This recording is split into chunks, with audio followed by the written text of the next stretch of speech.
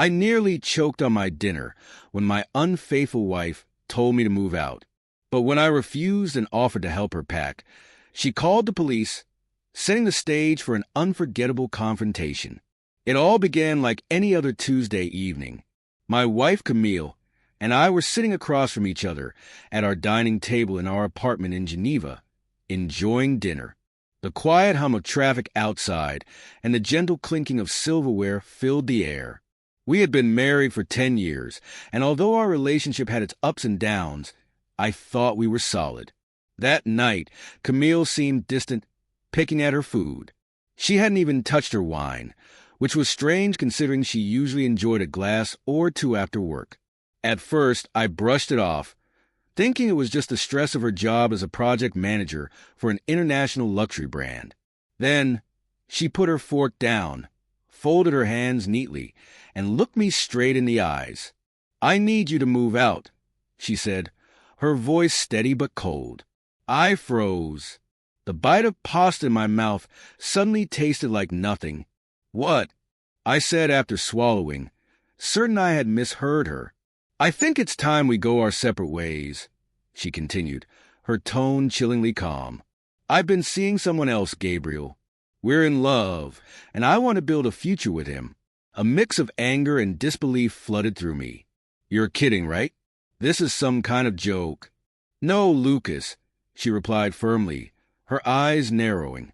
"I've been unhappy for a long time. I've made up my mind. You can leave tomorrow."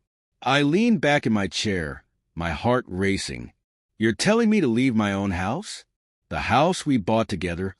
"Yes," she said bluntly. "Gabriel will move in once you're gone." For a moment, I nearly laughed at the absurdity of it all, but the shock left me speechless. Finally, I said, "You know what? I'm not going anywhere, but if you're so eager to start your new life, I'd be happy to help you pack." Camille's face darkened, and she stood up quickly. "If you're going to make this difficult, I'll call the police," she snapped. "Go ahead," I replied, my voice calm despite the storm building inside me. "Let's see how that works out for you." That night, Camille locked herself in the bedroom while I sat in the living room, my mind racing. I had always trusted her, never once suspecting she could betray me. But as I look back, I realize the signs had been there all along. Late-night work meetings, sudden business trips, and the way she kept her phone so guarded. Determined to get to the truth, I decided to dig deeper. While Camille was asleep, I accessed her laptop. It didn't take long to find what I was looking for, her messages with Gabriel. They revealed the full extent of their affair. They had been seeing each other for over a year, sneaking around while I worked late at the bank. Their conversations were explicit, filled with declarations of love and plans for the future, without me in it. One message stood out: "Don't worry about Lucas. He's too soft to fight back. Once he's out, it's just you and me." The words sent a chill down my spine. They had underestimated me. I wasn't soft. I wasn't going to let them walk all over me without a fight. The next morning, I made coffee and waited for Camille to emerge. The fallout hit Camille and Gabriel like a tidal wave. Camille lost her job, and her professional reputation was in ruins. Gabriel's financial troubles became public, and his creditors began circling like vultures. Their once rosy plans for a future together quickly crumbled under the weight of reality. Camille tried to salvage what little she had left, but it was too late. Friends who had once admired her turned their backs, unwilling to be associated with the mess she had created. Even her family, who had always supported her unconditionally, expressed their disappointment. One evening, she approached me in the kitchen, her eyes filled with tears. "Lucas," she said softly, "I made a mistake. I shouldn't have treated you the way I did. Can we try to fix this?" I looked at her, the woman I had once loved, and felt nothing but cold indifference. "No, Camille," I said firmly.